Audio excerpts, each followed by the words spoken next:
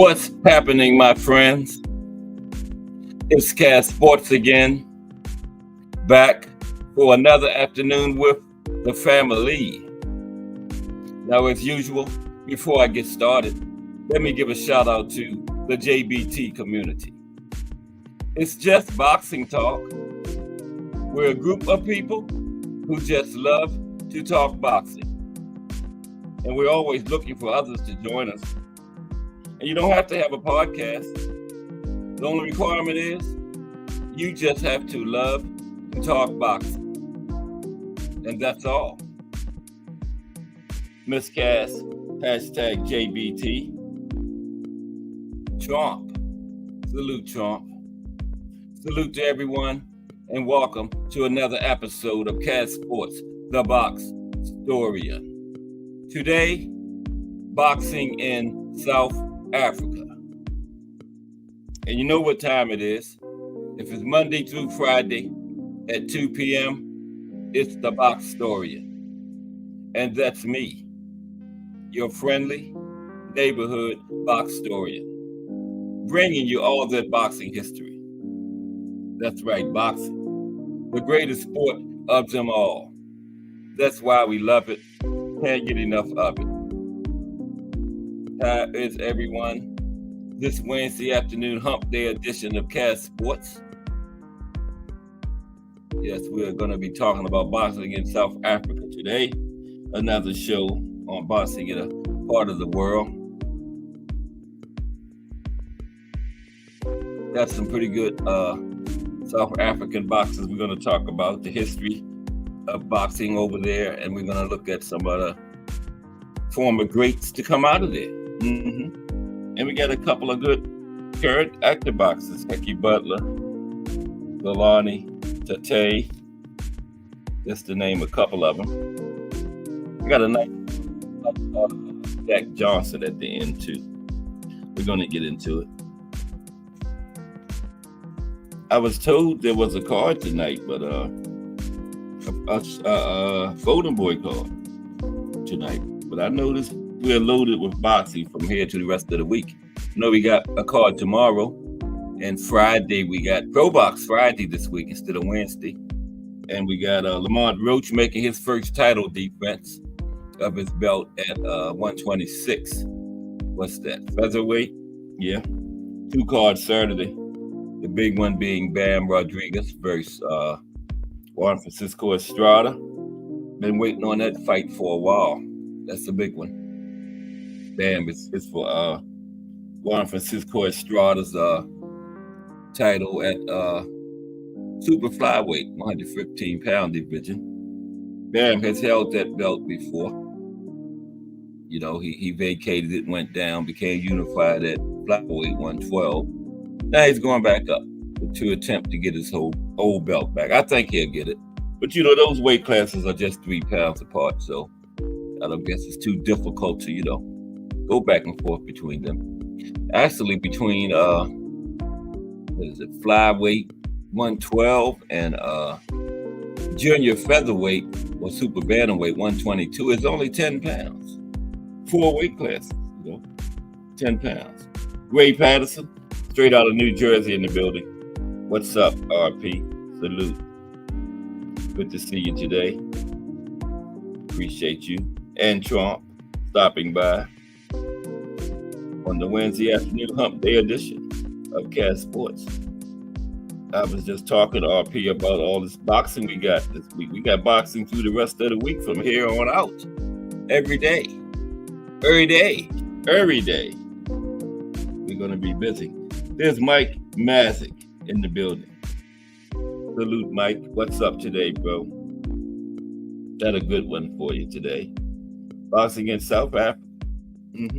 And the rest of the week. Tomorrow is the history of the boxing in the States series continues with Arkansas this week. And like I've been telling you all week, some great boxers out of Arkansas. I'm learning too. I did not know, but I knew the Big Bear.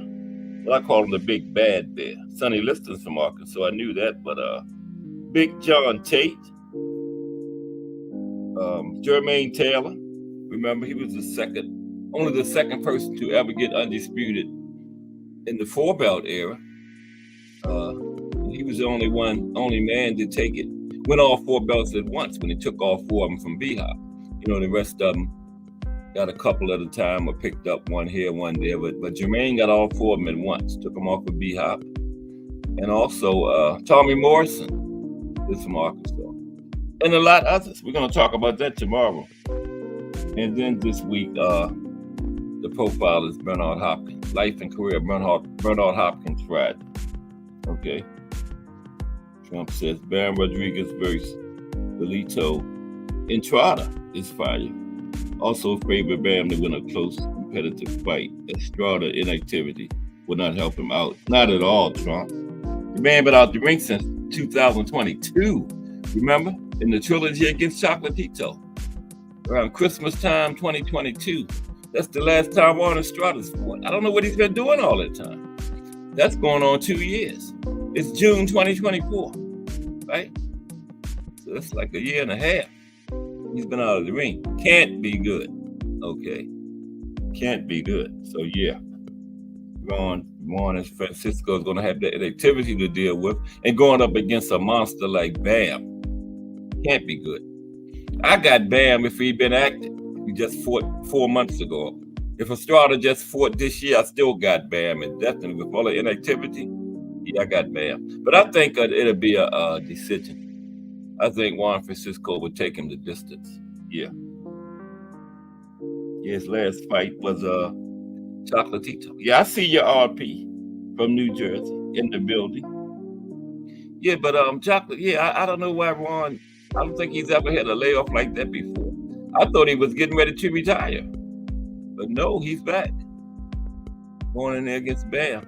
Maybe he should have had a tune-up or something in between, but we'll see. It's Saturday. We don't have long to wait. And we're loaded down, man. Boxing from here every day, the rest of the week, all the way through the 2-card Saturday. And the other one is Teofimo. I still got an APB out on Steve Claggett. Who is he? Is he American? Well, yeah, Thomas Hill told me he was Australian yesterday, so we narrowed that down. But I still don't know who he is.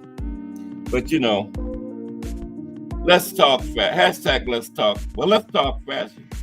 Hashtag Remo has start over cast. Let's talk fashion. Remo. Hashtag JBT. Fire episode this morning, Remo. Fire. But man, I got kind of upset. You had us hanging on every word, enjoying that fashion, and then you're gonna go to the pool on us, man. Your brother went to the pool on us, and we needed some more fashion, man. The pool wasn't going nowhere. Could have went to the pool anytime during the day. The brother left us and went to the pool, man, and we was hanging on every word, enjoying that. We needed some more fashion, Remo. You could have went to the pool later, bro. Yeah, the brother left us and went to the pool, man. I was upset, man. I wanted more fashion. Now we got to wait till Wednesday, next Wednesday. You could have went to the pool later on that evening. Yeah, man, I was upset, man. I said, what? He's going to the pool, and you had us hanging on every word, man. And just went to the pool on us. I was upset, Remo. We needed some more. We need our fashion, man. The pool wasn't going nowhere. You could have went to the pool anytime. But it was a fire episode. I hope you enjoyed yourself at the pool. Yeah. But I was looking for some more fashion. But it was good, man. Yeah. 10 a.m. this morning. Anybody haven't checked it out, check it out. Hashtag let's talk fashion. But he's going to leave you and go to the pool at the end, though. When we was wanting some more fashion. But it was good. Fire new episode. Hashtag let's talk fashion from Remo. And it's another one out there. The second season has started. Fire show. Great job, Remo. Proud of you, bro. Good job. Another JBT channel. Hashtag. Well, let's talk fashion. Remo. Hashtag JBT. But today on Cat Sports, it's boxing in South Africa. And yeah, we got a history of it. We got a timeline of some events that happened, some significant events that happened in South Africa as far as boxing goes. And then, of course, we got the profiles on some former boxers from South Africa and a couple of active guys. think I just said him, Hecky Butler and Delani Tete. I know I'm not saying Delani's name right, but Tete, that's his last name. I looked it up and they said you pronounce it Tete, I think. But yeah, him. Two of the active guys from South Africa. Melanin Queen 27 in the building. What's up, Melanin Queen 27? Always good to see you. Welcome to another episode of Cast Sports. Boxing against South Africa today. I was just talking about all this boxing we got coming up every day the rest of the week. Yep. Every day the rest of the week. And it ends with the big card, Bam Rodriguez, Juan Francisco Estrada, Saturday. Bam going after a belt he held before. WBC at 115. But like I was saying, it's only 3 pounds between those weights down there. We got 4 weight classes within 10 pounds of each other. We got flyweight 112, super flyweight 115. Wait a minute. Yeah. Bantamweight at 118 and super bantamweight at 122. That's 10 pounds. Just 10 pounds, 4 weight class.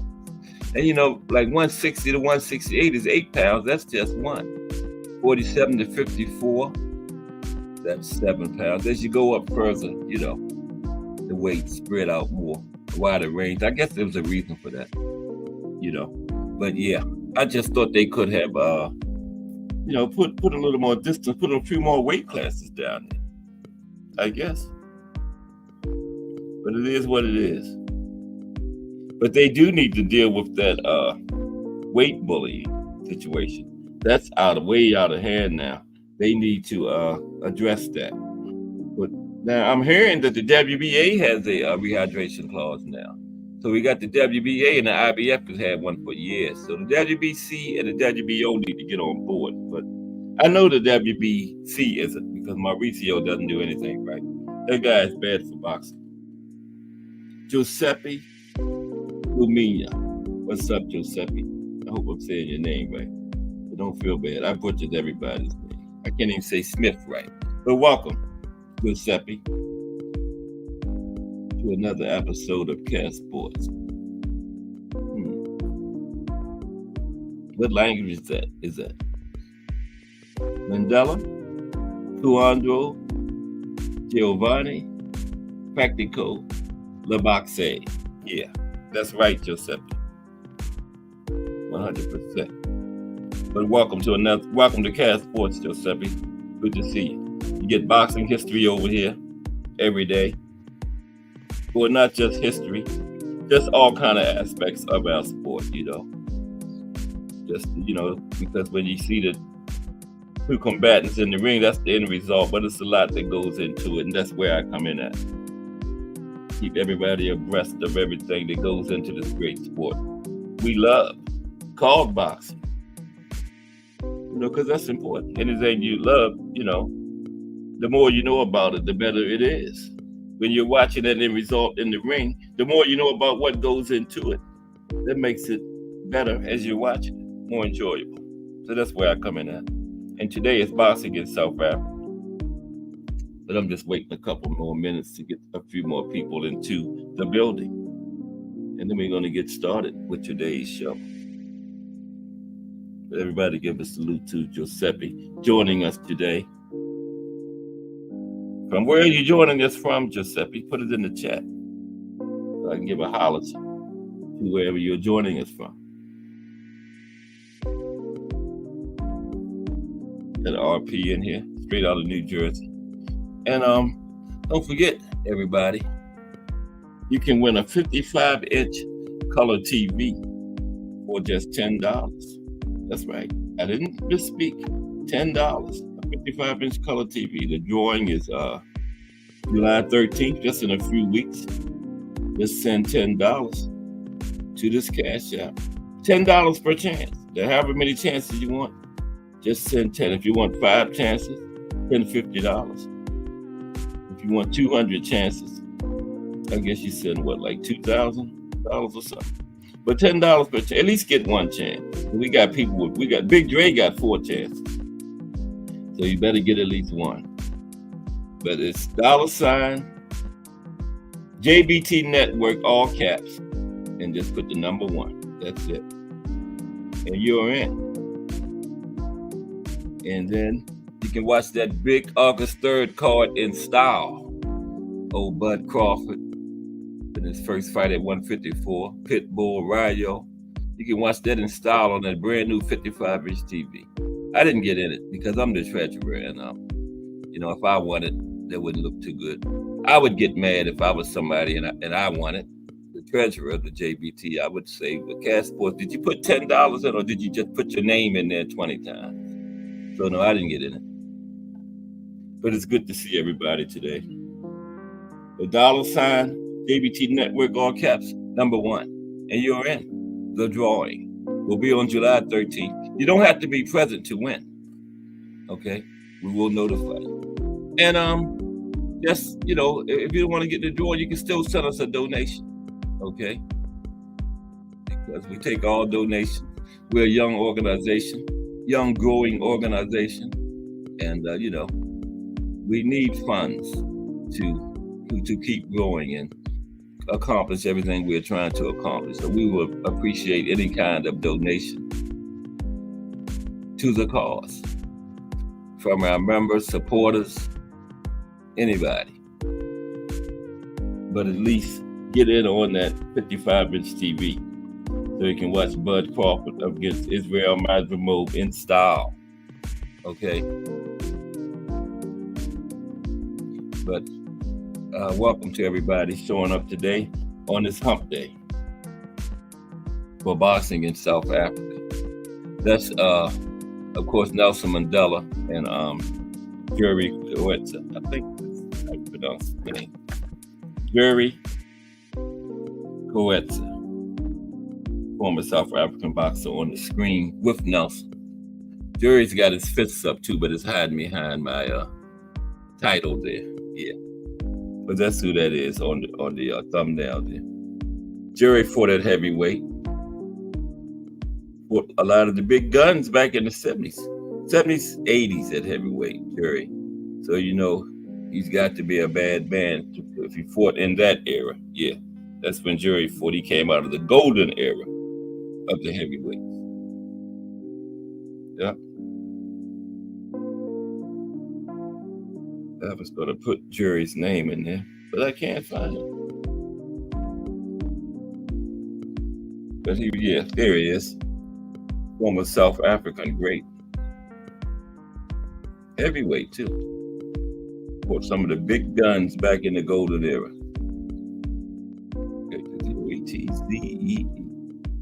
There he is. That's him. Him and Nelson Mandela. Oh, just one C. Take one of those capital C's off at the beginning. Okay? My bad. Yeah. My big fingers hit the C twice. But that's who it is on the thumbnail, in case you were wondering. Nelson Mandela and professional boxer Jerry. I'm just going to say Jerry. There it is. It is Jerry. That's right. Bruce Gas, boxing, jazz, and more. Yeah, there you go. Bruce Gas. Jerry was WBA heavyweight champion, okay? Bruce, what did he fight, 70s and 80s? Is that his? I know he was back in that era, but I wasn't sure. I know 70s and 80s, right, Bruce? Bruce Gas would know. Yeah. WBA heavyweight champion. Salute. Bruce Gas, boxing, jazz, and more in the building. Great boxing mind there. Okay. You want boxing history? Go over there and check Bruce Gas out. Because like I always tell you, that's Bruce Gas, boxing, jazz, and more is a channel where Cash Sports, the Boxtorian, goes to get his history. Mm-hmm. Yeah.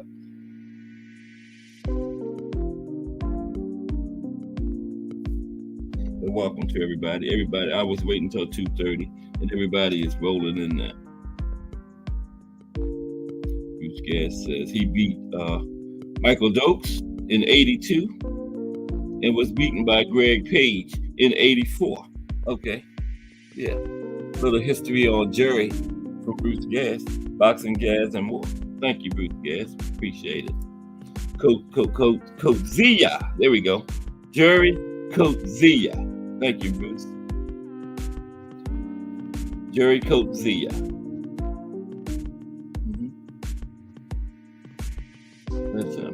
That's former WBA heavyweight champion.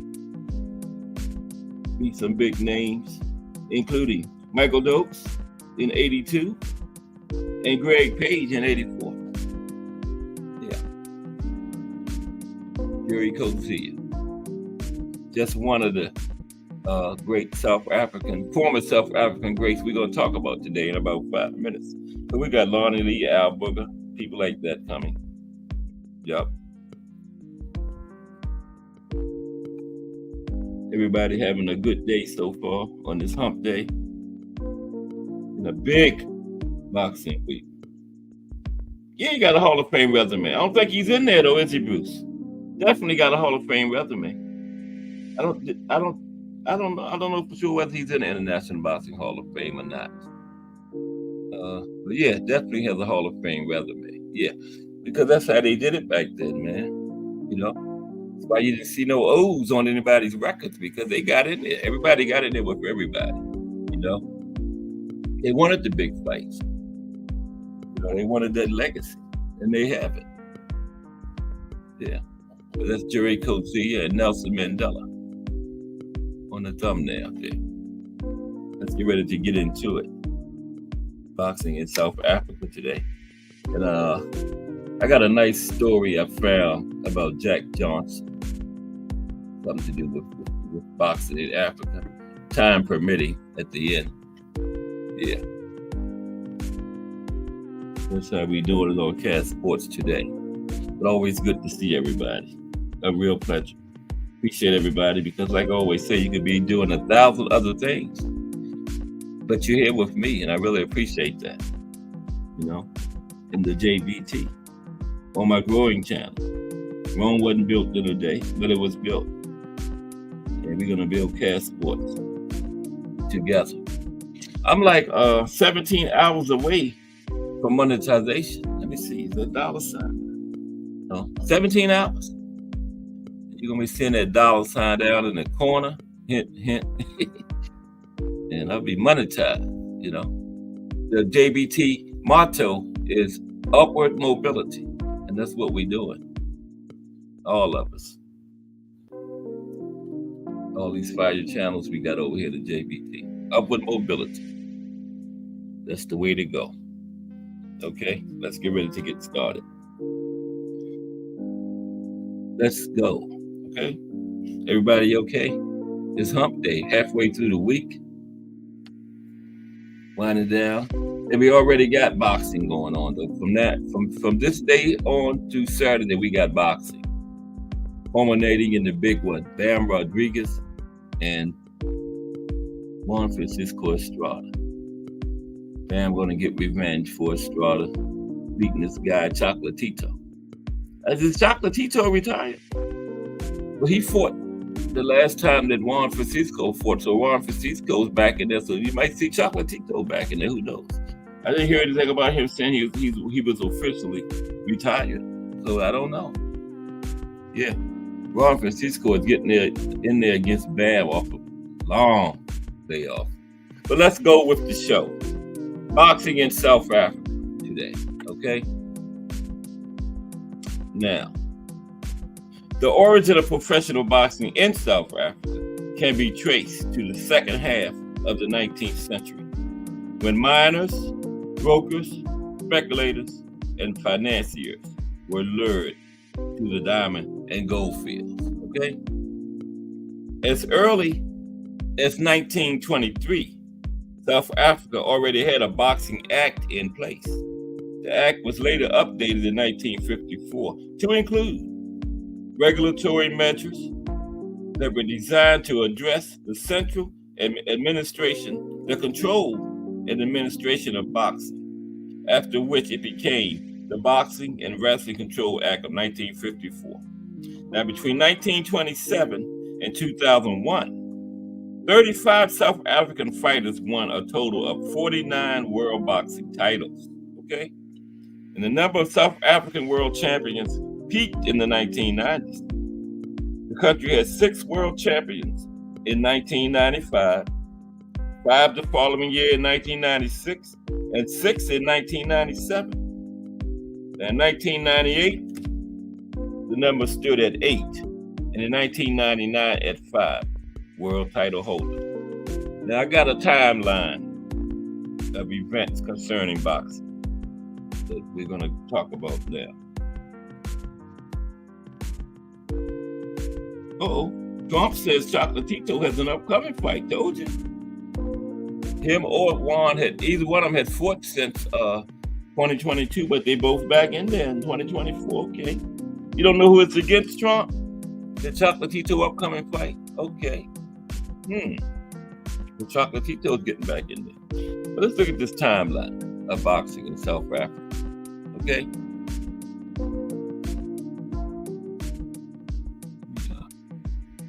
Okay. Get the slide display ready.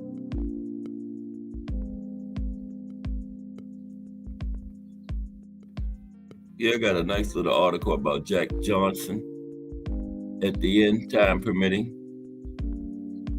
Okay, now, many milestones mark memorable moments during South Africa's boxing history since 1884, when James Robertson James Cooper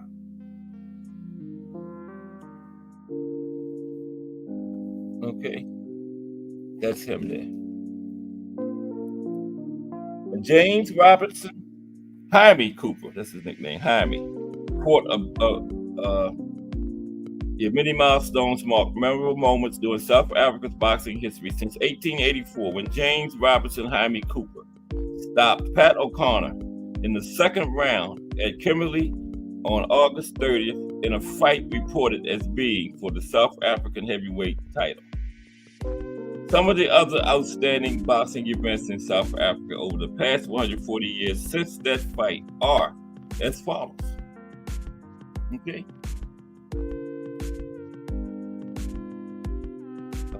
June 26, 1889. July 26, 1889. Jaime Cooper fought a bruiser from London's East End, Wolf Bendorf. Okay. And to make a long story short, Bendorf was a highly rated boxer, and the 35-year-old Cooper had already announced his retirement. Okay, going into that fight, Cooper announced his retirement. The odds were all in favor of Bendorf, the fighter from London, with a total purse of 4,500 pounds, which at the time was equivalent to around $6,000 US. The fight was set for July 26, 1889. After 27 rounds, Cooper had beaten Bendorf to a pulp, and he couldn't continue. The prize money was a record for a fight under London prize ring rules at the time. Okay. Now, as a result of the Bendorf-Cooper fight, professional boxing became extremely popular in South Africa. Thanks to Cooper, the sport was on a sound footing in the country. Okay, Jaime Bendorf-Cooper. There's a lot going on in here.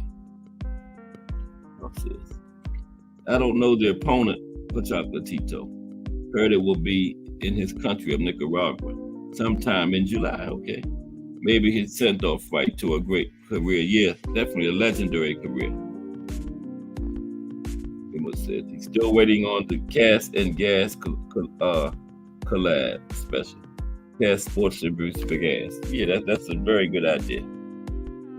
Might be coming up one day soon. We will see. Great idea, Remo. Okay. On November 30th, 1889, the longest bare knuckle fight in South African history. Okay? The longest bare knuckle fight in South Africa took place between Barney Malone, that's Barney on the screen, between Barney Malone and John Silberbauer. The fight lasted 5 hours and 30 minutes. Malone was declared the winner after 212 rounds. The total taken by both fighters resulted in Silberbauer not fighting for 3 years, okay? And Malone did not fully recover from his injuries for nearly a year. Wow. 212 rounds. One guy didn't fight again for 3 years, and Malone on the screen, he didn't recover from his injury suffered in the fight. Took him a year to recover.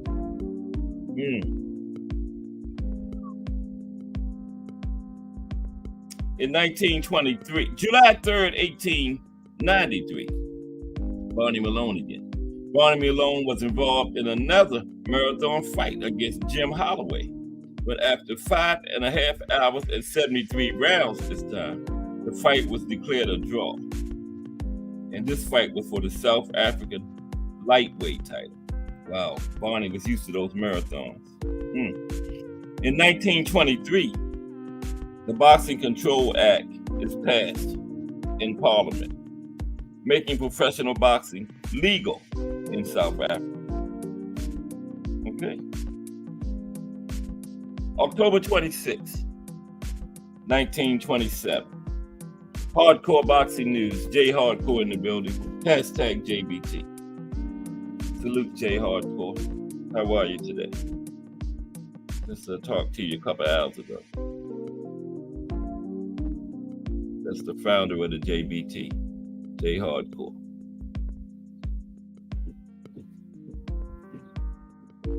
Somebody out there banging. Okay. It wasn't. October 26, 1927.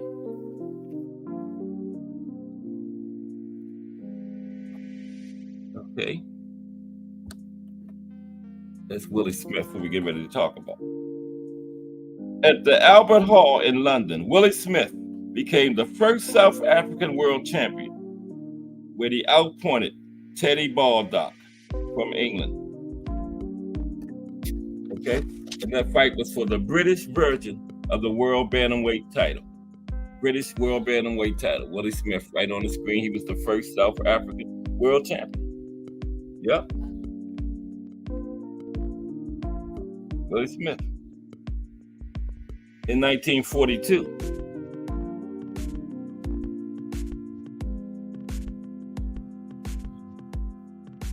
Nope, that's not the slide I wanted. Bear with me for a minute.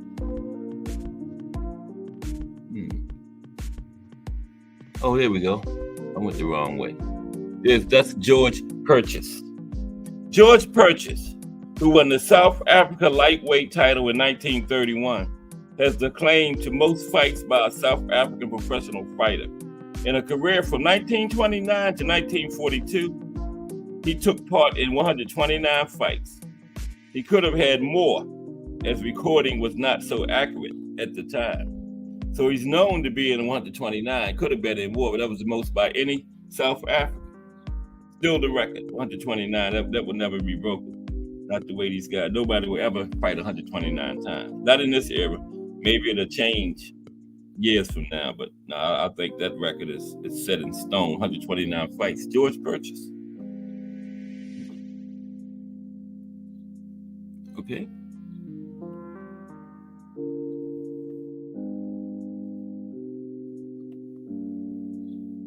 Yeah, back on track.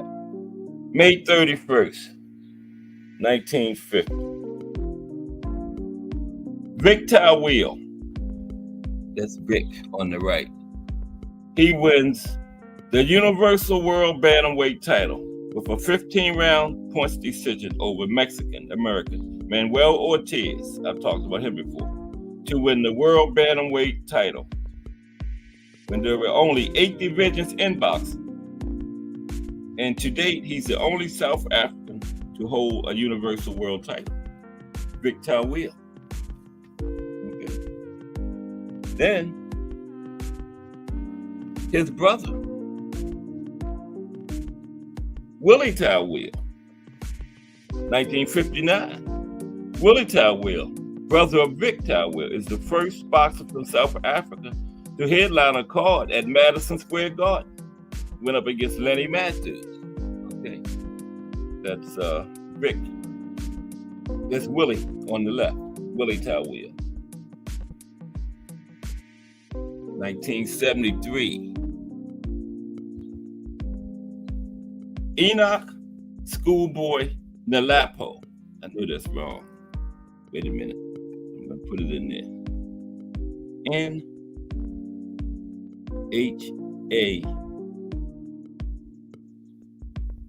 Wait a minute. Wait for a minute. N-H-L-A-P-O.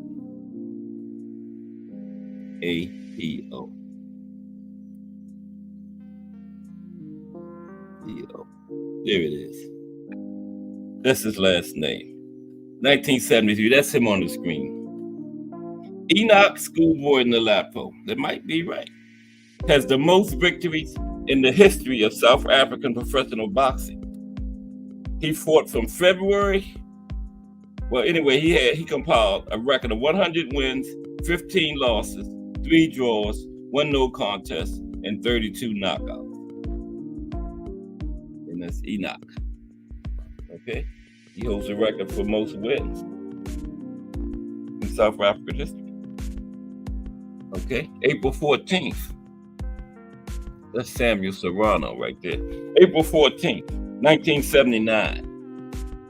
Samuel Serrano, Stanley Bogwana becomes the first Black South African promoter to promote a world title fight in South Africa. I couldn't find a picture of Stanley, so I put one of the fighters that were involved in the fight. He stages a WBA Junior Lightweight Championship fight between Samuel Serrano and Happy Boy Viljazi in Cape Town. What a name, Happy Boy. That's Samuel Serrano. I couldn't find this Black promoter, Stanley Bogwana, so Samuel was one of the fighters that were involved in the contest, okay? That was involved in the fight. That's Samuel right there. First Black promoter.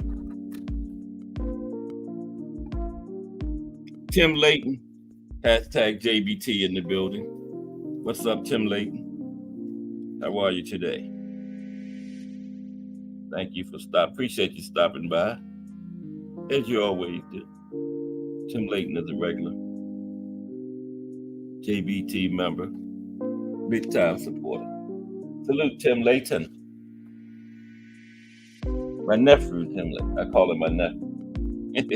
Salute, Tim. Okay. Now. Okay. I gotta adjust my slide display. There we go. All right. That's who is that?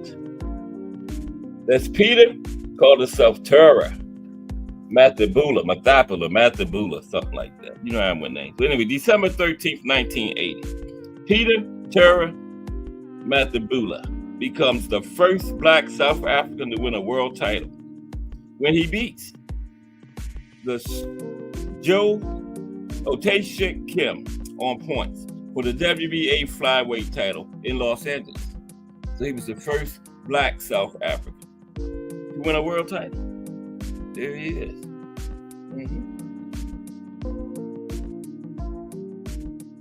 Okay. That's Davey Moore. No, he wasn't South African, I know. But on April 26, 1982, Davey Moore knocks out Charlie Ware to retain his WBA junior middleweight title at the Ellis Park Rugby Stadium in Johannesburg, South Africa, in the first world title fight co-promoted by Golden Gloves. Davey Moore. Okay. Now that's Greg Page. No, he's not South African either. I know it.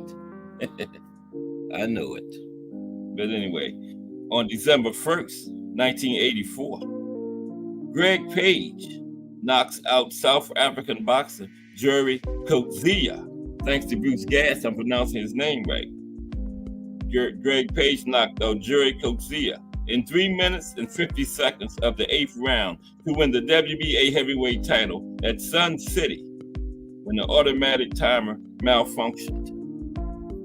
Greg Page, Jerry Coetzee. Okay. That's Welcome Nasita. March 10th, 1990.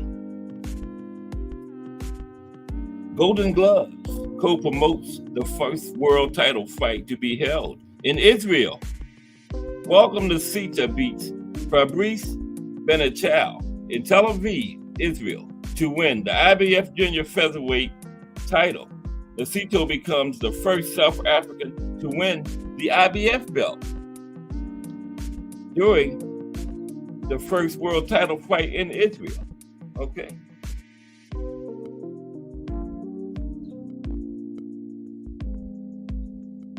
Okay, that's Brian Mitchell. Brian Mitchell.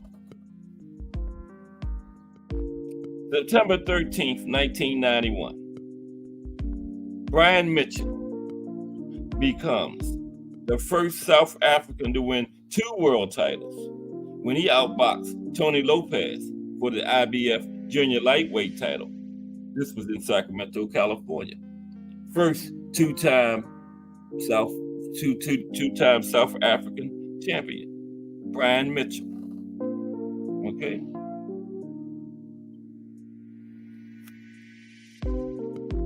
Now Stanley Christodoulou. That's right, because I've heard people pronounce his name. It still might not be right, but that's Stanley, the referee there. December 13th, 1991, South African Stanley Christodoulou becomes the first man to referee world title fights in every weight division when he handled the WBA super middleweight fight between Victor Cordoba and Vincenzo Nordiello in Paris, France. Stanley became the first referee to referee a fight in every weight division, okay, during that fight.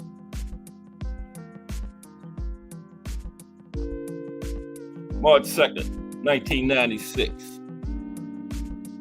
That's Thulani Sugar Boy Malinga. Not Sugar Ray, Sugar Boy. Thulani Sugar Boy Malinga.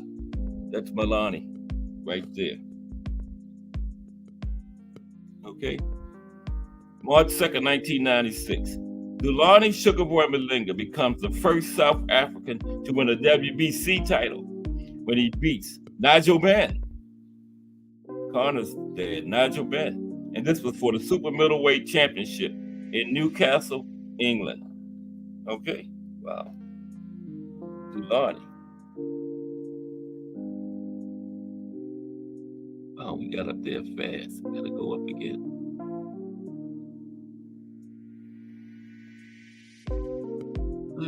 I'm doing good on these slides. Keep them in order. Okay. On the right, that's Francie Botha. Francie Botha. Wow. That could be Hulk Hogan, the wrestler. What is he still doing in the ring? How old does he look? Wow. But anyway, this is in 1996. Francie Botha becomes the first IBF champion to be stripped of his title for testing positive for anabolic steroids. Oh, France. Becomes the first South African to be stripped. He got caught with his hand in the cookie jar. Francie did.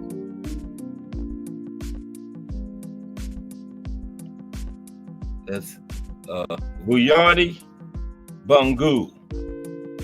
Okay. On February 6, 1999, Vuyani Bungu makes the 13th successful defense of his IBF Junior Featherweight title by defeating Victor Lerena at the Carousel Casino in Hammersqual. This set the record for successful world title defenses by a South African boxer. Okay, he made his 13th. That was the record. Probably still is. 13th successful title defense. Vuyani Bungu. All right, Vuyani. Let's see. says Botha box. Mike Tyson. Wellington told Tyson put that hammer on him. Okay, Tim. Tyson put that hammer on Botha. Was he old like that then? Because he looked old, man. Damn, Botha. Another look at it. Did he look like that when Mike beat him, Tim? Like he at least 60. I'm 64. I don't have that much gray. Wow. Okay, let's move on. But thank you for that, Tim. Mike Tyson put that. Tim said Mike Botha was doing okay till Mike Tyson put that hammer on him.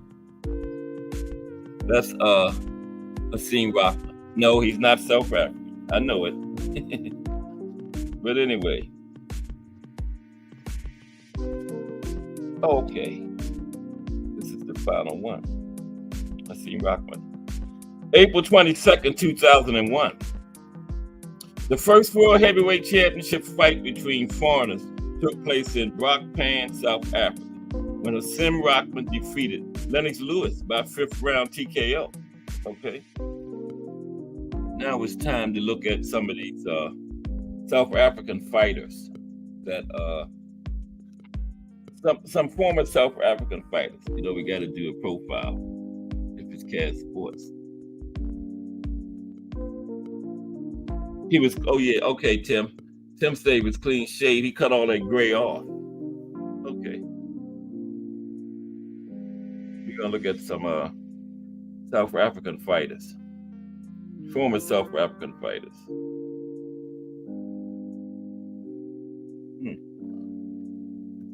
Some of them are guys that we already covered, you know. The first one is Dulani again. Dulani Malinga. It's the same guy. He got his hair all corn rolled up this time. Last time he had a hat on when I showed him, remember?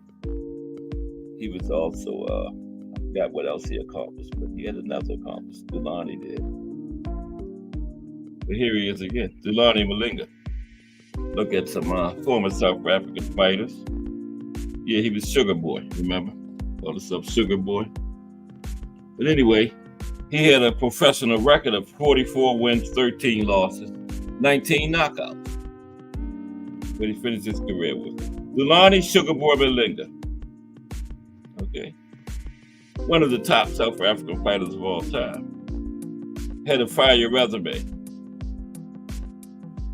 And he fought during the golden era for the super middleweight division. He was South African champion at middleweight and light heavyweight. But he was middleweight, light heavyweight, but it was at 168 where he found the most success there. Now, he lost to Chris Eubank and Nigel Benn in 1992, but he beat Conor Benn 4 years later with a split decision win in Newcastle, England. That's when he won the WBC belt. Now, he lost it on his first defense, Vincenzo Nardiello, in 1996. Won the same belt back the next year. He beat Robert Reed. Malinga's second reign was also short-lived. He lost to another Englishman, Richie Woodhall, in 1998. So he won the WBC belt twice, but he never successfully defended it. Okay? Dulani Malinga, still a great South African fighter, though. Next is Corey Sanders. There's Corey. Okay, Tim, he fought, he's 55 now, Tim? He fought in 99, so 25, what's that, 25 years? So he was 29 looking like that? Wow, with all that gray? Yeah, 55 now would have made it about 29 in 99, right? 2024 to 99 is 25 years. 30, 25 from 55 is 30. About 30, okay, Tim, thank you. What Mike Tyson in 99, okay? But Corey Sanders, that's Corey on the screen. Move. Corey finished, he had 46 fights in his career. He finished with a record of 42 wins, 4 losses. He had 31 knockouts. Not bad. 42 out of 46 fights. Now, the greatest night of Corey Sanders' career came close to never happening. He had considered retirement after losing to Asim Rahman in 2000. But his decision to carry on reaped dividends when he stunned, guess who? Vladimir Klitschko. Now, what was his key to success against Klitschko? It was his power. Former opponent Michael Spratt once said of Sanders, okay, he said, man, he could punch. He was definitely the hardest puncher I've faced. I don't know where he got that power from. He was a southpaw, and he never defended the WBO title he claimed from Klitschko. He vacated it to fight, guess who? Vitaly Klitschko, his brother. But that didn't pay off, okay? He lost to Vitaly. I don't know why he did that. He won the title from Vladimir, then vacated it to face Vitaly and lost. Yep. Next is Laurie Stevens. Yeah, I thought it was a female boxer too, but it's not. There's Laurie in the middle there. Laurie Stevens.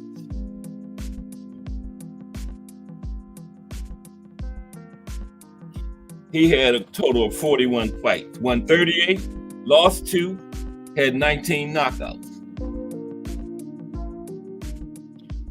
Laurie Stevens was a national champion at both lightweight and welterweight, while also picking up the Commonwealth title at the 136-pound limit. This was in the amateurs, right? 136.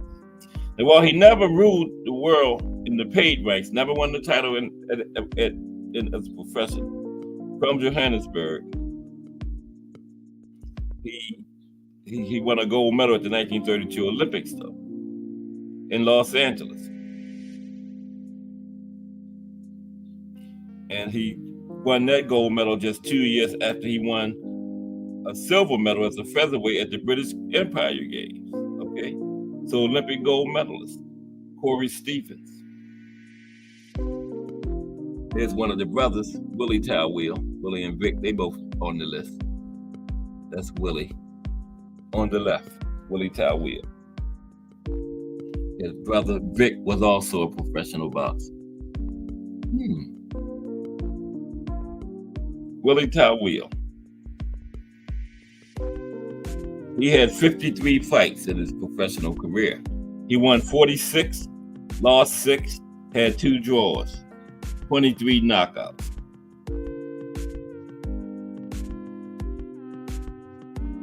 And he's just the first member of the family on this list. Like I said, his brother's also on here. National champion at 4 different weight divisions. Bantamweight, this is amateurs now. Featherweight, lightweight, and welterweight. He fought all over the world. His final fight saw him headline the card at Madison Square Garden. We talked about that. And he lost to Emma Griffith by knockout, TKO in round 8.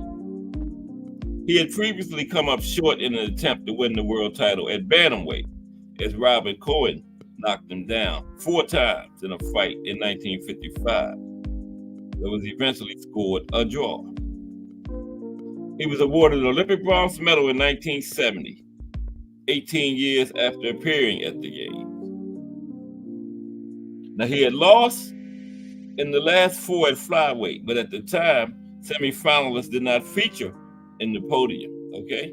The Olympic Committee later changed the rules and honored those who had previously missed out on a medal, okay? In charting the careers of the famous Fighting Tawil family, Ron Jackson wrote for Supersport, Willie, the 5th of the Tawil brothers, was a tough fighter, yet became one of the top sales representatives for an insurance company. Willie Tawil. Yeah, he got his Olympic medal 18 years later after they changed the rules, because they only used to have, I think it was the top 2 on the podium. But later they changed it. And he earned the bronze medal. Yeah. Made it retroactive. Ringon Dingon Dobella. Yeah, but there he is. on the screen. Lingon Dobella. That's a good former South African fighter. He had 54 fights in his career. He won 40, lost 14, had 2 draws, 26 knockouts. He was a 2-division world champion, okay? And his career lasted more than 20 years. Had a long career. But what makes his achievement so special is that his 2 titles came at different weights and 7 years apart, okay? He was a WBO and WBA champion at lightweight. Beat Tony Lopez in 1993. After success at 135, he moved up through the divisions. He eventually found himself campaigning at super middleweight, where he knocked out WBC champion Glenn Catley in the 12th round. He finished up with a run of 7 defeats in a row, though 2 of those did not come at the hands of future world champion. 2 of them did come at the hands of future world champion Lucien Butte and Mikkel Kessler. Okay? So champion at lightweight and super middleweight. 2 divisions far apart. Wow, that's a good accomplishment there. Lightweight champion to super middleweight champion. This is Buyani Bangu. We talked about him a little earlier too. There's Buyani. Same picture. Buyani Bangu. Okay. Buyani had fights to Buyani. 44 fights. He won 39, lost 5, had 19 knockouts. Okay. The black belt. Now he pulled off a shock just like Corey Sanders did to become a world champion. He ended Kennedy McKinney's unbeaten record in 1994 with a unanimous points decision in Gauteng, South Africa, to take the IBF Super Bantamweight title from Kennedy McKinney. The performance impressed the Ring magazine, which named it Upset of the Year. And remember, he was the one, he had 13 successful defenses. That's the record for a South African fighter. And he lost to, he vacated the belt and moved up to featherweight. His attempt to win a world belt at a second weight class ended in a stoppage loss at the hands of Englishman Nassim Hamad, the Prince Nassim Hamad. But he holds the record for successful title defenses for a South African at 13. There's Jury again. Jury Kozia. Look who he's fighting. Michael Spinks, the novice that beat Muhammad Ali. Yep. See Michael Spinks there? It's Jury Kozia. Yep. Now Jury had 40 fights exactly. He won 33, lost 6, had 1 draw, and he had 21 knockouts. Jury Kozia. Now he made history when he became South Africa's first world champion at heavyweight in 1983. Like Bruce Gass, like Bruce Gass said, he had the WBA belt. He stopped Michael Dokes to win the WBA title in 1983. It was a case of third time is a charm for Kozia. He had previously lost in title fights against Big John Tate and Mike Weaver. We're going to talk about Big John tomorrow when we talk about Arkansas, because Big John is one of the fighters from Arkansas. When we talk about boxing in Arkansas tomorrow, we have Big John. But Kozia got his title in his third try against Michael Dokes. He had previously lost to Big John Tate and Mike Weaver. Now, Greg Page knocked Kozia out in the 8th round. in South Africa in his first title defense. Okay. Though a timing malfunction meant the finish came well after the bell should have sounded. Remember, I just talked about that, the bell malfunction? Greg Page knocked him out in his first title defense because of a timer malfunction. The bell didn't go off. The round should have been over. Okay.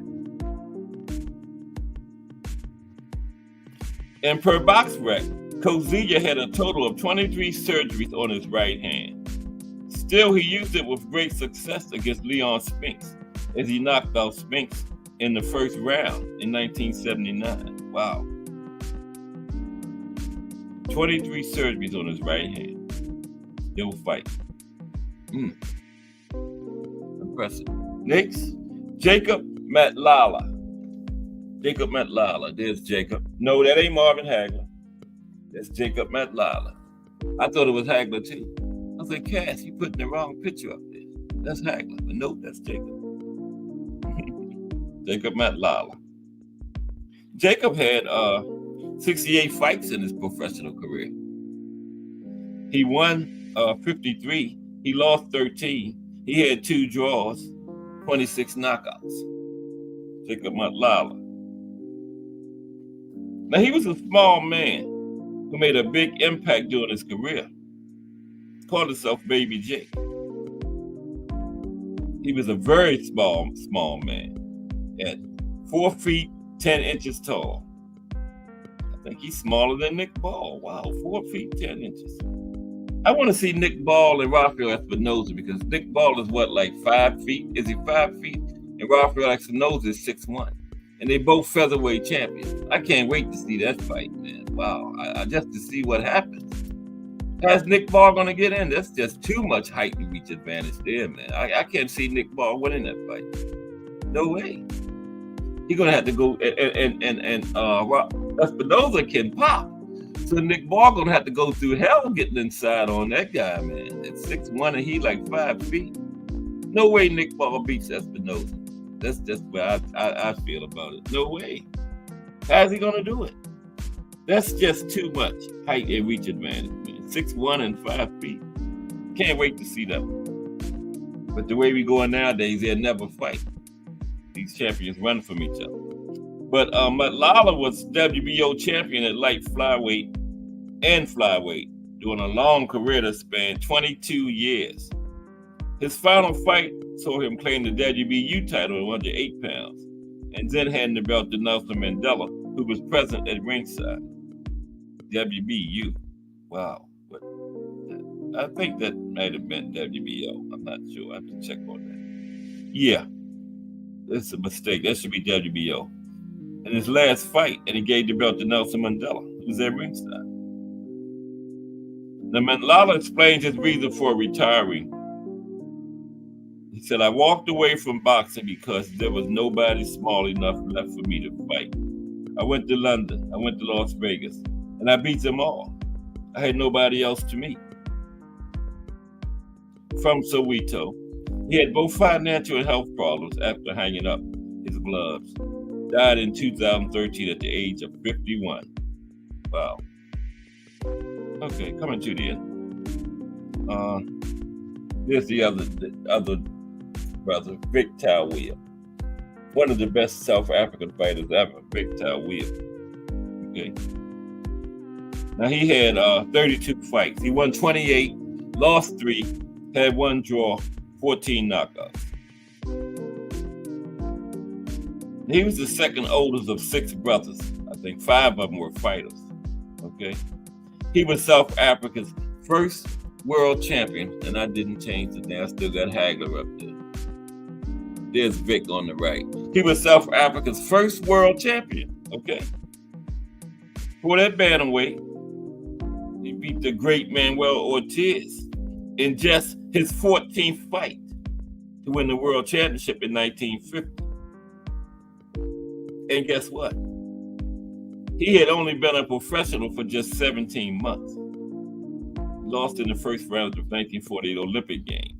17 months, he had 14 fights, and his 14th one, he won the world title against the great Manuel Ortiz. That's quite an accomplishment. In his first defense against Danny Sullivan. He knocked Sullivan down 14 times. Okay?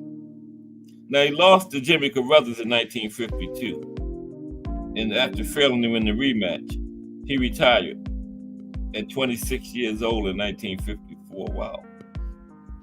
His career was short but sweet for a man who was nicknamed the Benoni Atom. He had also been a national champion at featherweight in the amateur. He moved to Australia in the 1980s, died in Sydney, Australia in 2008 at the age of 80. Okay. Finally, this guy here, he might be the best South African fighter ever. Brian Mitchell. There he is, Brian Mitchell. Brian Mitchell had a total of 49 fights. He won 45, had just one loss, had 3 draws, 21 knockouts. Brian Mitchell. Okay. He was a 2-time world champion at super featherweight. But he was hampered by restrictions placed on South Africa due to its apartheid policy. His solitary loss came against Jacob Morak, and it came in his first year, of being a professional, lost as a prospect. After that, he went on to have great success. First as national champion, and he won the WBA and IBF titles. Held the WBA title for 5 years. He made 12 successful title defenses. Never lost it in the ring. So he's one behind. I think Malinga had the record at 13, right? Brian Mitchell was one behind. Both title defenses by South Africa. They won the WBA in 1991 with a win in a rematch against Tony Lopez. After the first fight was a draw. And Mitchell retired as a world champion. Made a brief comeback fight.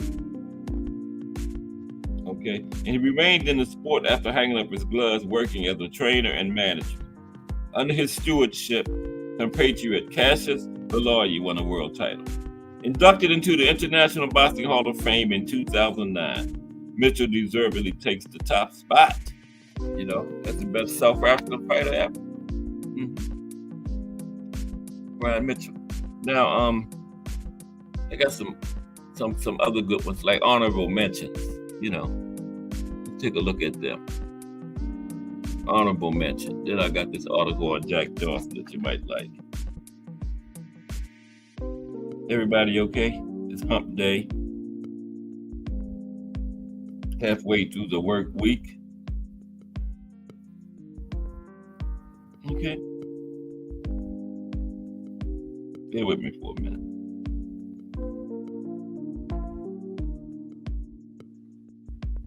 Honorable mentions. Umbello Botal, 27-4, 16 knockouts, was perhaps the most unfortunate to miss out. He won the IBF title at both bantamweight and featherweight. Okay, but only did 10. Cassius Baloyi, that's the one that Brian Mitchell trained. 37 and wins, 8 losses, 1 draw, 19 knockouts. He defeated Botal during the career that saw him twice become IBF super featherweight champion. Enoch Schoolboy Nalapo, remember we talked about him. He had the most wins at the South African. He won 100, lost 15, had 3 draws, 32 knockouts, 118 fights. And he fought for 20 years, during which time he won the South African title at 3 different weights. However, the rules of apartheid blocked him from fighting the best. Jake Tully, 31 wins, 14 losses, 2 draws, 16 knockouts. He became the first black South African boxer to become a champion of the Commonwealth when he defeated fellow flyweight Teddy Gardner in 1952. Okay. Now, a couple of current guys that's actively fighting now. Hickey Butler, he's 35-5 with 11 knockouts. Lulani Tete, 29-4 with 22 knockouts. Okay, let's look at this article on Jack Johnson that I got you. Bear with me for a minute. Hope everybody enjoyed that. I always enjoy bringing them to you here on Cat Sports. Don't forget tomorrow is boxing in Arkansas.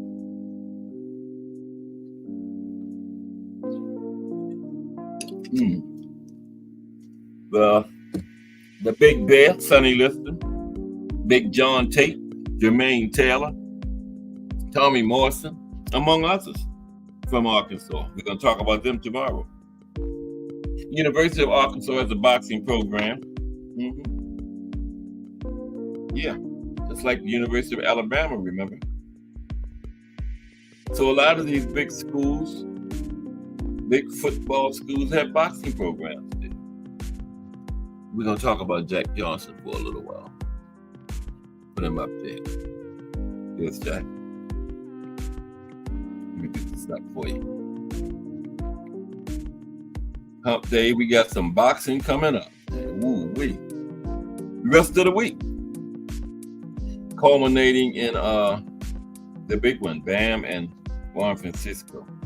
Okay, this is called Jack Johnson in Africa, Boxing and Race in Colonial Africa. It's by Abraham Tapiwa Sita. Pretty good article. I'm always looking around finding stuff. I thought you might enjoy it. Okay, let me take another drink before I get started. My breakfast getting cold in there. Can you put eggs in the microwave? I've never done that. I had it to turn out. I put bacon in there before. But I'm gonna see. Eggs and bacon ain't going to waste. Miss Cass cooked me a breakfast. I have to get ready to start this. Breakfast at 2 o'clock, right? Okay, let's look at this article. Jack Johnson never set foot in Africa, but the circulation of his images was heavily censored and sometimes prohibited in colonial South Africa, right?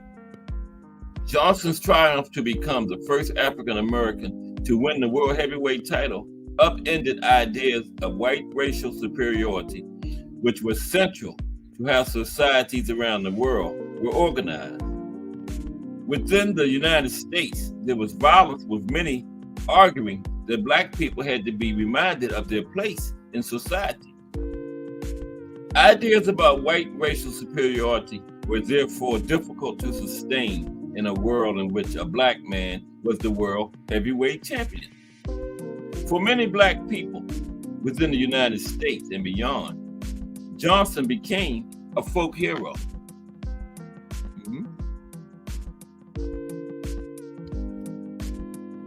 In colonial Africa, boxing was a popular sport among African men working in colonial urban centers. From Ghana, Nigeria, South Africa, to colonial Zimbabwe, boxing was a widely popular pastime. Compared to other sports, such as cricket and soccer, which became popular within the British Empire, boxing was different. Violence and combat were central to the sport. The Queensberry Rules of boxing sanitized the sport and created a universal code of conduct for boxers. Among the many taboos which were frowned upon included hitting a man when he was down or hitting below the belt. The Queensberry Rules of boxing were considered sacrosanct. They set the sport apart from street brawls. They made the sport noble. Colonial settlers in Zimbabwe believed the sport could be weaponized for purposes of social control, as long as its conventions and norms were observed.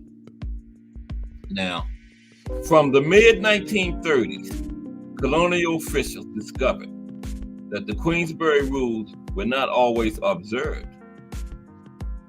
Colonial officials argued that Africans had corrupted boxing and emptied the sport of all meaning. African boxers use indigenous, excuse me, where was it? African boxers use I done lost my place. What happened? Bear with me for a minute. 1 minute. I gotta get this back up.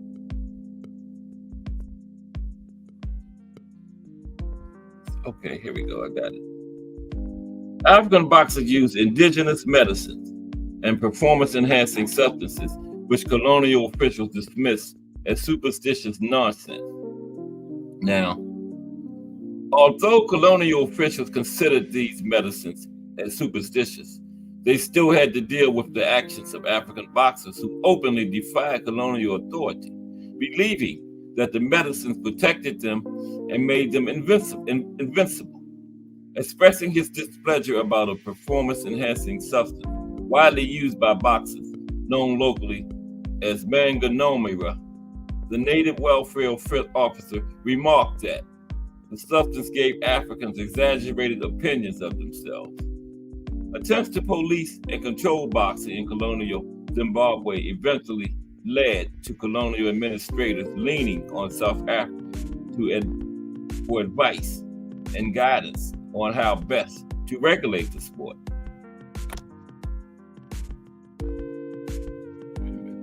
A minute. I got onto the wrong.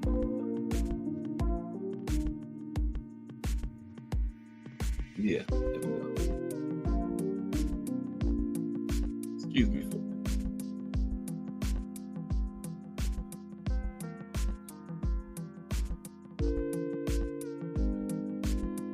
One moment. Okay. South Africa's relationship to colonial Zimbabwe in boxing must be understood within the broader context of prominent Black boxers around the world and the racial politics of boxing in the 20th century. In 1954, South Africa updated the Boxing Act of 1912, which became known as the Wrestling and Boxing Control Act of 1954. Within a space of 2 years, colonial Zimbabwe passed a similarly named law, the Wrestling and Boxing Control Act of 1956.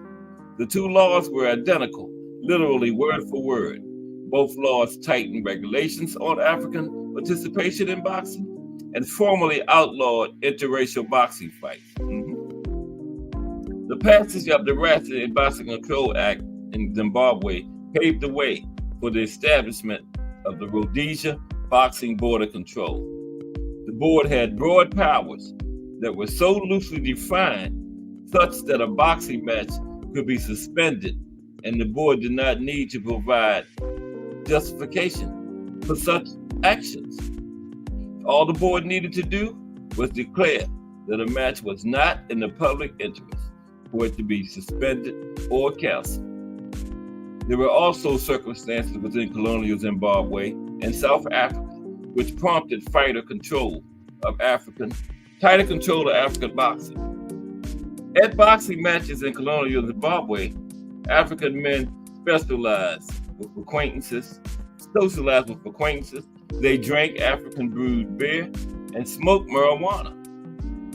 Within the ring, boxers danced and sat on top of their opponents. These were considered serious violations of boxing and sporting protocol. Ultimately, colonial control of boxing intersected with other forms of state control, which prohibited the use of unscientific medicines and the presence of African women in urban centers. Okay? The prevalence of ideas of white racial superiority in boxing made the sport controversial around the world. This was primarily because notions of white racial superiority were convincingly challenged in the ring by Black boxers. In racially segregated societies, such colonial Zimbabwe and apartheid South Africa, boxing allowed for Africans to challenge the status quo. The cherished Queensberry rules of boxing were openly defied. The colonial order of things was contested to shield white boxers' bodies from harm at the hands of the colonized interracial boxing fights. Okay, to shield white bodies from harm at the hands of the colonized interracial boxing fights were outlawed in the mid-1950s. Interracial boxing fights raised uncomfortable questions about racial hierarchies in settler colonial societies. As a result, legislating against interracial boxing fights became one of the main ways through which boxing in colonial Africa was regulated.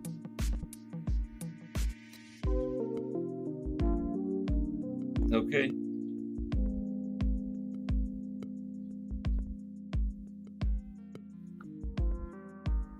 And that's that. Okay, now I'm going to drop the link in case anybody want to hit it.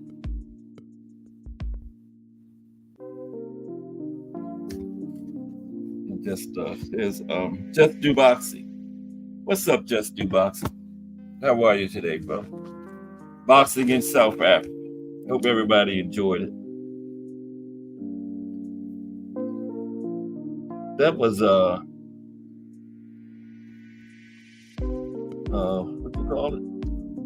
You call it where when they make one title and then the article is totally about something else? I've seen Jack Johnson named just one time in that article. Let me see. Let me get the link in there for you.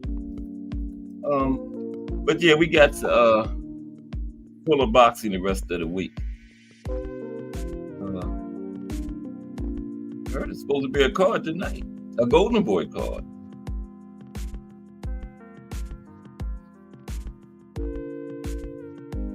I know we got one tomorrow, and Lamont Roach makes his first defense Friday in DC. And don't forget the big raffle coming up July 13th. 55-inch color TV. Got to be a winner. Somebody's going to win it. Won't be me. I didn't get in it. Wouldn't look good for the JBT treasurer to win it. Nah.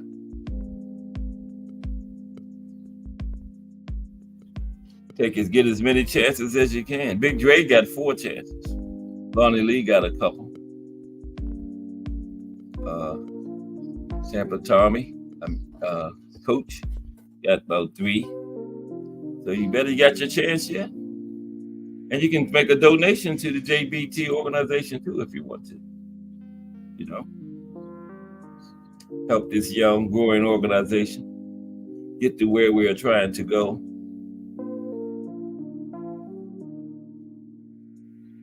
I'm 17 hours away from being monetized.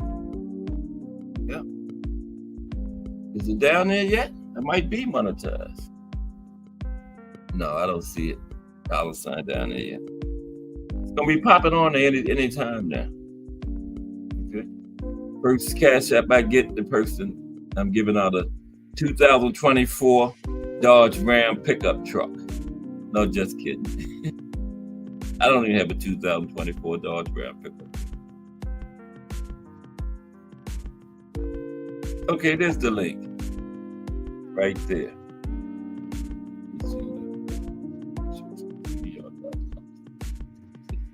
UJD.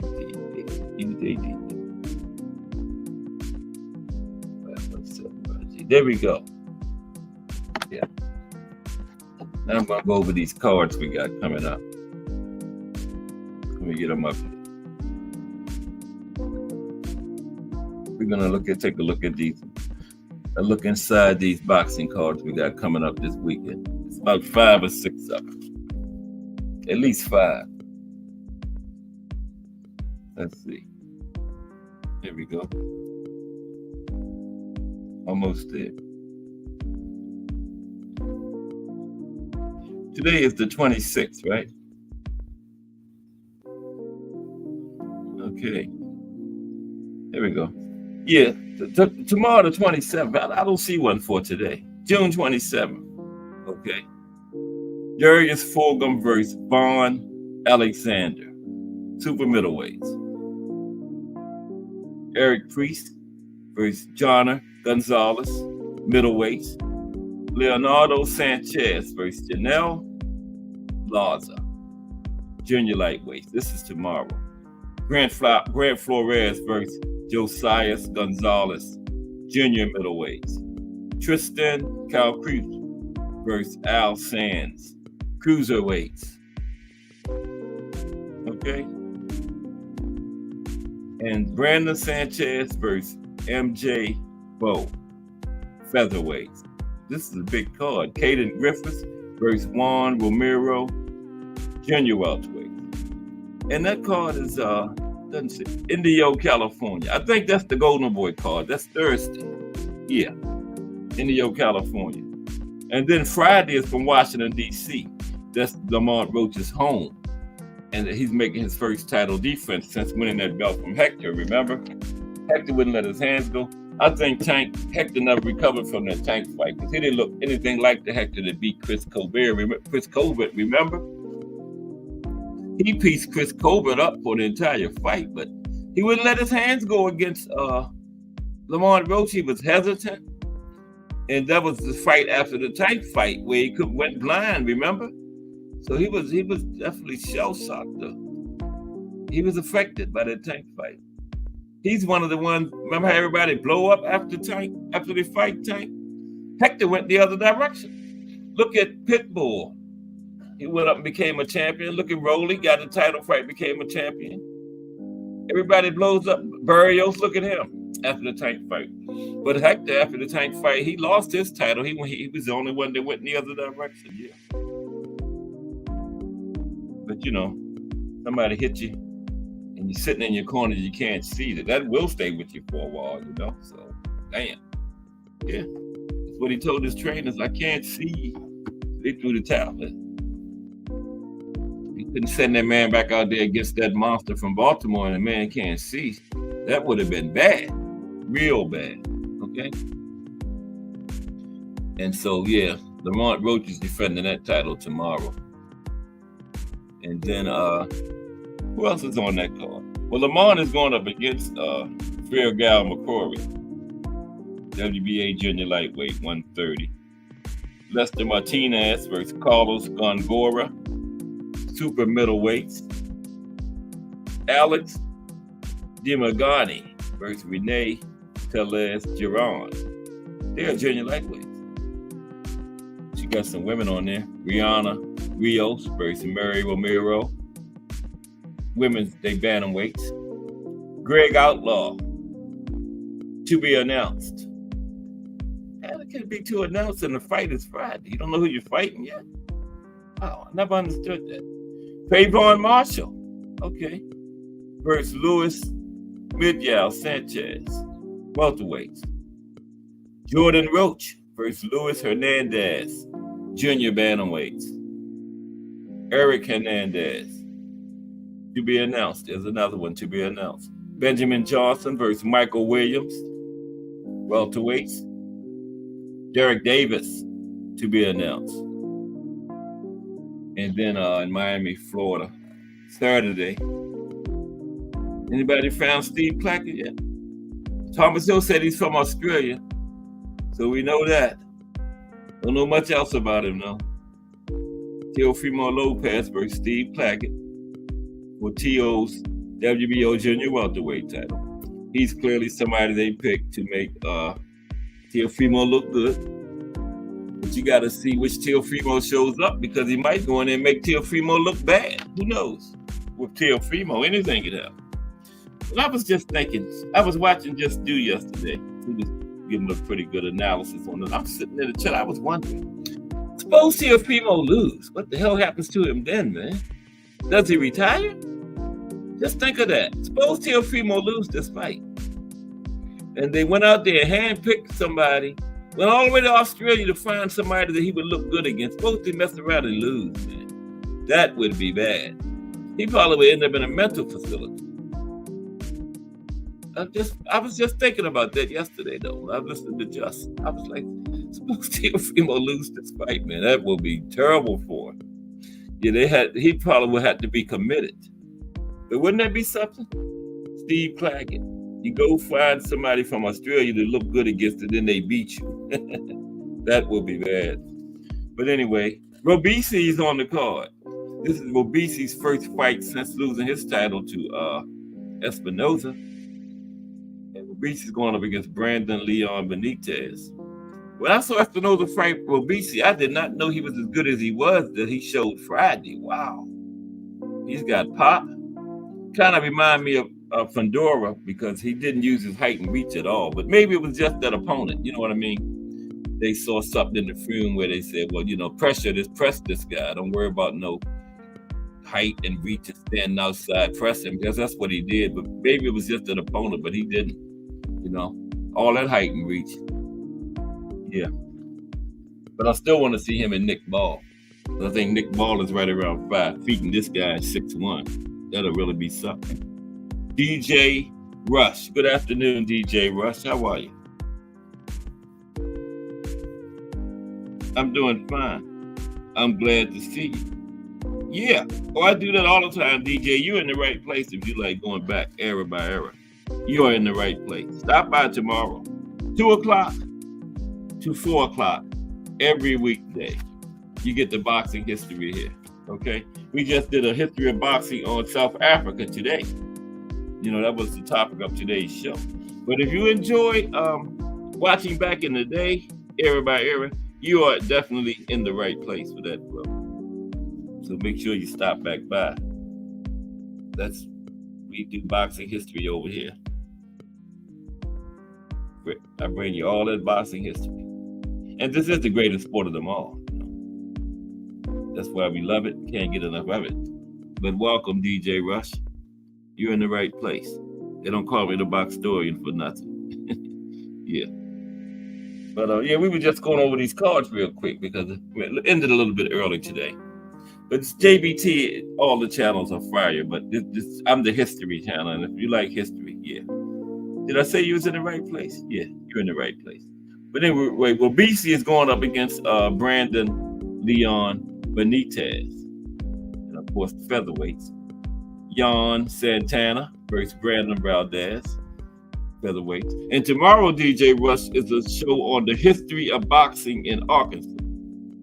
Every Thursday, I am doing the history of boxing on every state in the United States in alphabetical order. We've done Arizona. We've done Alabama first, Arizona, Alaska. We're up to Arkansas, and that's every Thursday. History of boxing on every state in the United States, alphabetical order, going on down the line. Probably take the rest of the year, I guess. But tomorrow is history of boxing in Arkansas. History of boxing in the state.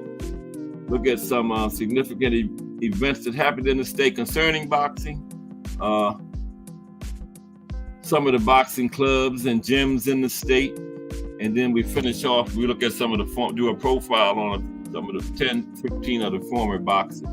Like Arkansas, the big Bear Sonny Listons from Arkansas, Jermaine Taylor, second man to ever be undisputed in the 4-belt era, Big John Tate from the 70s and 80s, who else?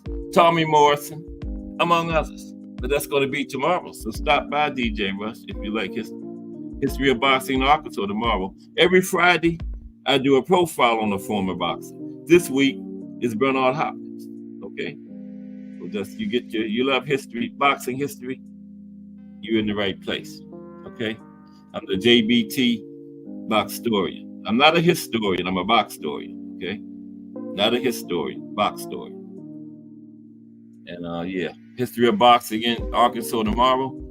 The life and career of Bernard Hopkins Friday. Friday is profile day. And if there's a show that you would like to see concerning boxing history, put it in the chat. I do that on Wednesdays. I take shows, some suggestions in the chat, and do them on Wednesday, every Wednesday. Today is Wednesday, but this is, if you sit right there, caught me lying because this didn't come out of the chat. But usually on Wednesdays, it's a show out of the chat, right? I thought of this one myself.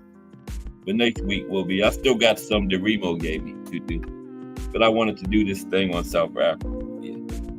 but usually on Wednesdays, shows come out of the chat that people suggest to. And I need some more ideas. People, come on now. Give me some ideas on some shows. It can be a profile. Okay? Anything on boxing, put it in the chat. Put it in the chat. Okay? Where were we? Yeah, with John Santana versus Brandon Valdez, featherweights. Rohan Polanco, Luis Hernandez Ramos, welterweights. Then we got Nico Aliwash back in the ring against Sona Akale, middleweights. Is this his first fight since that loss? No, I think he got back in the win column, didn't he? Nico Aliwash, Ali's grandson. I believe he did get back in the win column because I know he took a loss. But he's back in there Saturday. He's on the Teofimo Steve Clackett card. Nico Aliwash, middleweights. Yuri Cedeno versus Normandes Potes, middleweights. Lorenzo Medina, Kobe Madison, heavyweights. Brian Palaco versus Richard Acevedo, middleweights. And then the big one. This is the big one here of the week. Saturday from Glendale, Arizona. Yeah, we talked about this place where they're fighting. The Footprint Center. When I did the Arizona last week, we talked about that arena. The Footprint Center. That's where this fight is going to be at Glendale, Arizona. Juan Francisco Estrada versus Jesse Bam Rodriguez. 12 rounds of boxing for Estrada's WBC Junior Bantamweight title. That's 115. And Estrada held that title, Bam held that title before. He vacated, went down to 112 and became unified. Now he's going back up because only 3 pounds, you know. Like I said, flyweight to junior featherweight is only 10 pounds. 4 weight classes, 10 pounds. I don't know why they didn't spread them out. I know it's a reason, I guess. But yeah, only 10 pounds.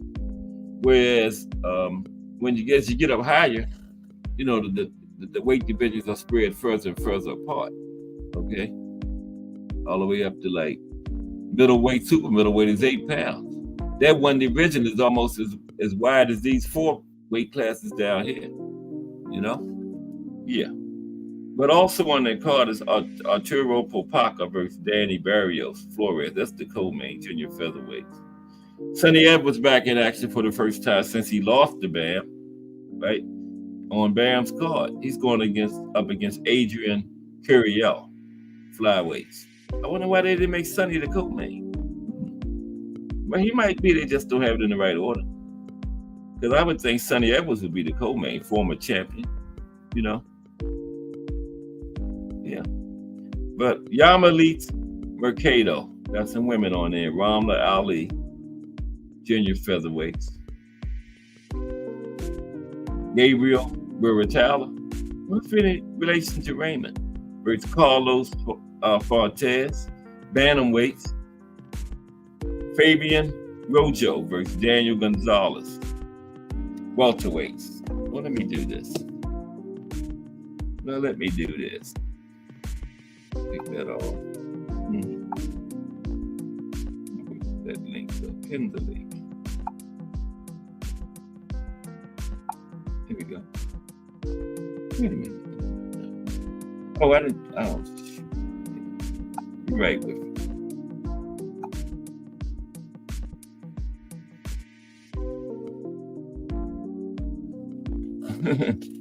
Damn. I just hit my own link. That's crazy, ain't it? I was trying to pin it. Yeah, but let me finish up on this card. We got about 15 minutes before Just Do Boxing. Man, look.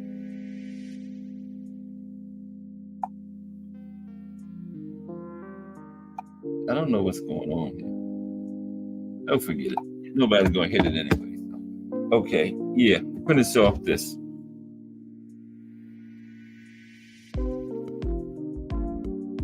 But anyway, we got the big Shakur Stevenson versus Artem card. I'm not even going to try Artem's last name. I just say Artem. Okay. And that's next weekend, next Saturday. Shakur is going to demonstrate. That's for Shakur's WBC lightweight title. All them people can shut the hell up about boring and all that nonsense. That's the piece of art of mine. Okay? They can stop with the narratives. But see, people say narratives. That's a casual term, narrative. And what it means is they say running and stuff because they don't know what they're looking at when they're watching. So they got to go with the narratives of what they heard happen in the fight. If you don't know what you're looking at in the fight, then you got to go by what somebody else said about it. Okay, that's where those narratives come in with the running and everything. And McQueen broke down every minute of every round in the Shakur and De Los Santos fight. Shakur did not run one time. De Los Santos did more running than Shakur. Shakur was moving and stuff, but that's not running, you know? I seen every minute, every second of that fight, and I didn't see any running. But that's just a narrative that casual fans use when they don't know what they're looking at, so they got to go with what they heard, right? That's all it is in a nutshell. Running is a casual fan term, okay? And some casuals think they're hardcores, but words and actions speak louder than words. You can tell a casual when you see it, right? Walk like a casual, talk like a casual. It's a damn casual, okay? And anybody sitting over here talking about Shakur's running using this narrative, it's a casual. And they going on, they don't know what they're looking at, so they gotta say what they heard somebody else say. That's all. Rant over. Okay, yeah, but that's a pretty good card. Keyshawn on it. Miguel Madueno, something like that. 10 rounds lightweights. Keyshawn going to demonstrate again. William Foster III versus Erickson Garcia. Keyshawn's brother on there, Calvin. Okay. Calvin Davis versus Kevin Johnson. That's the one Just Do had on there, I think, Kevin Johnson a while. Isn't it Just Do Kevin Johnson? Was the one you interviewed a while back, I think. Welterweight, right? I believe it is. He's fighting Calvin Davis, Keyshawn's brother. So the brothers on the card together, okay. Abdullah Mason on there. Wee. Louis LeBron. Love to see that kid fight there. God damn. That is a good card. And that's next weekend. Next Saturday, right? Big Top Right joint. All right. Yeah, Abdullah Mason. The Davis brothers. Keyshawn and Calvin. Slick Shakur Stevenson. You know, Shakur don't have a nickname, so I gave him one. Slick Shakur Stevens. Okay. So yeah, Abdullah Mason. Somebody gonna get pieced up. Louis LeBron. Louis LeBron, he got a pretty good opponent too. Louis LeBron ain't no slouch. That Abdullah stepping way up. This is gonna be his toughest test yet. I don't know about Louis LeBron, right? Not bad at all. Ooh. Abdullah. We're going to see what the kid made of. Louis LeBron going to be I don't know if he's going to be a stiff test for Abdullah, but he's a good fighter, man. Tough. Know his way around that ring. Yeah. So I'm looking forward to that one.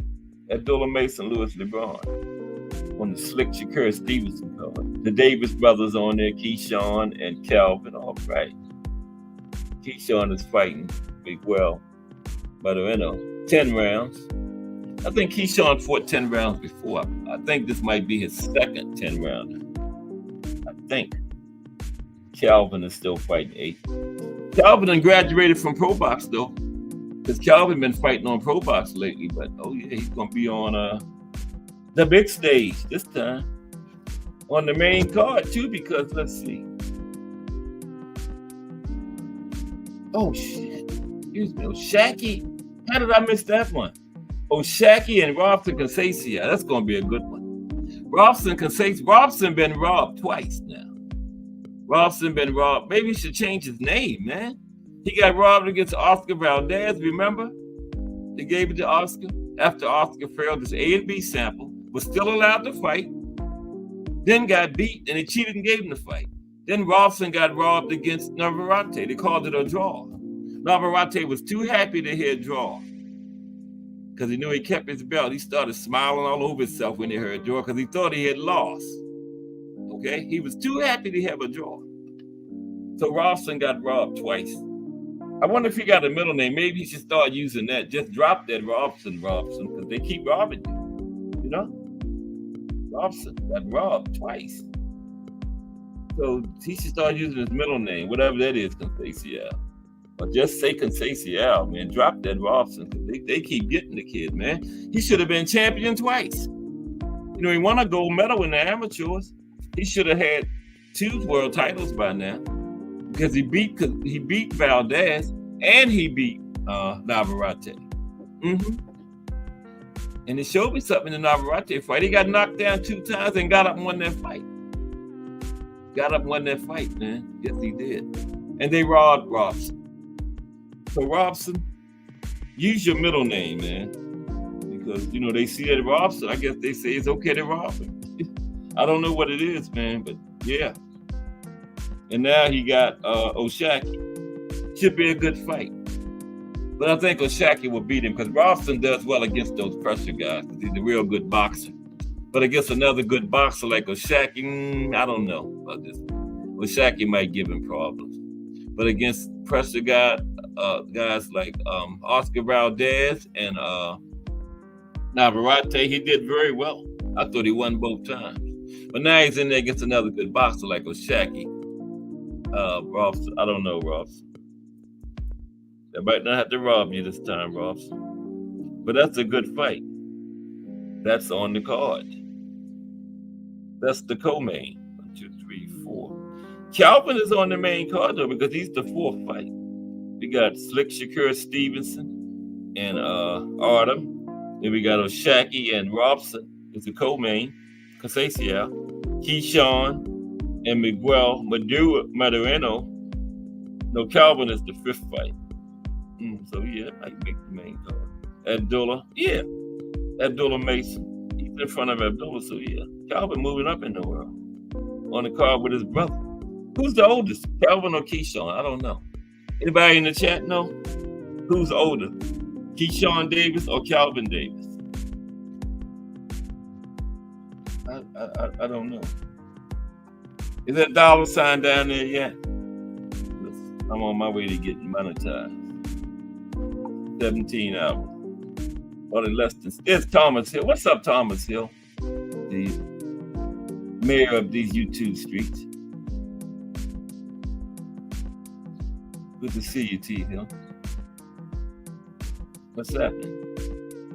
You been in here? Is Lonnie Lee in the building? I didn't see Lonnie Lee come in. Or did I? No. I don't have Lonnie Lee on my list. Salute, Lonnie Lee. Sorry I missed you coming in, bro. I knew you in here, though, because you're here every day. Lonnie Lee, #JBT. And, you know, everybody get in the raffle. Send your $10. And we take donations, too, even if it's not for the raffle. Just send something to that $sign JBT, all caps. JBT Network, all caps, #1. We take donations. If you're a member of the JBT, you can just call it dues. $10 per month. Okay? All JBT members. We will accept $10 a month in dues from you. You know, because we need all the help we can get. We're a growing organization. We're trying to go places. And we need help. Okay? You know, things we trying to accomplish is not free.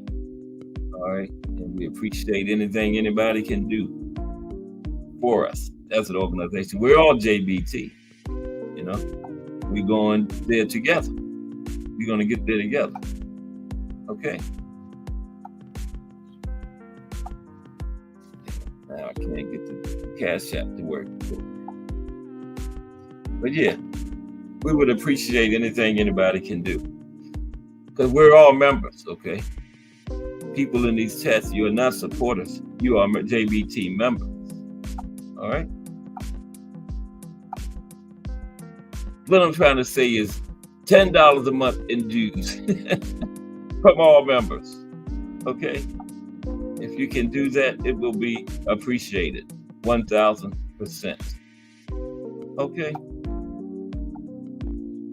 And then get a raffle ticket too. And you don't have to just get one ticket. You can get as many tickets as you want. Is the show over or what? Oh, I'm in the wrong chat. I'm on yesterday's show. I can't really say, did I end the live stream? But yeah, we're about 5 minutes away from The Voice. But yeah, we would appreciate it if all JBT members could give us at least $10 per month and get a raffle ticket too. You know what I mean? Lonnie Lee lost his blue strip. What? Where is Lonnie Lee? I don't see his name. Damn. Oh, no, he didn't. Oh, yes, he did. Sorry about that, Lonnie Lee. Let me fix that. I'll fix that right now. I'm always clipping somebody. I don't feel bad. I done clipped Jay Hardcore, the founder of the JBT, like 2 or 3 times. I done lost count of how many times. I done clipped Thomas Hill twice, too. I got big fingers. Okay. And little phone. I thought I hit something earlier. I didn't know I had clipped Lonnie. No, not Lonnie. Lonnie Lee's here every day. Let me hurry up and get him back. Damn. I can't lose Lonnie Lee support. I might as well go up there and start losing people like Lonnie Lee. Damn. Okay, where is Lonnie? Oh, there's Lonnie Lee right there. Okay.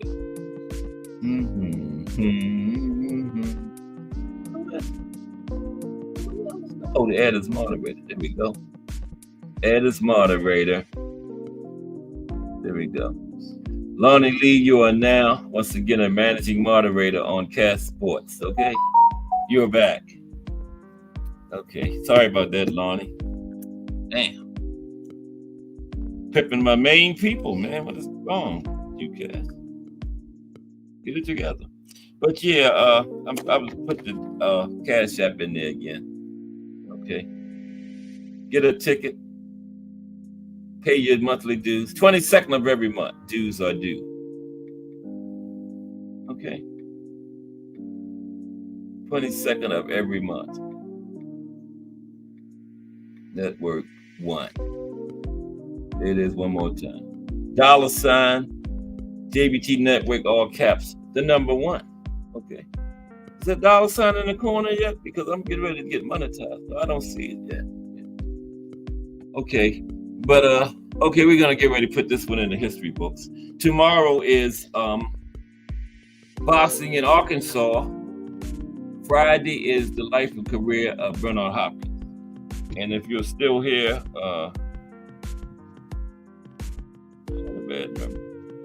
DJ Rush, if you're still here, stop by tomorrow for a history of boxing in Arkansas. And Friday is the life and career of Bernard Hopkins. You get a profile every Friday.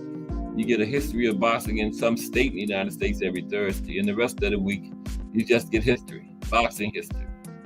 And I need some ideas from y'all in the chat now for shows. Just put a name or a profile you want to see or something, okay? And appreciate everybody stopping by today on another Cast Sports. Really appreciate it.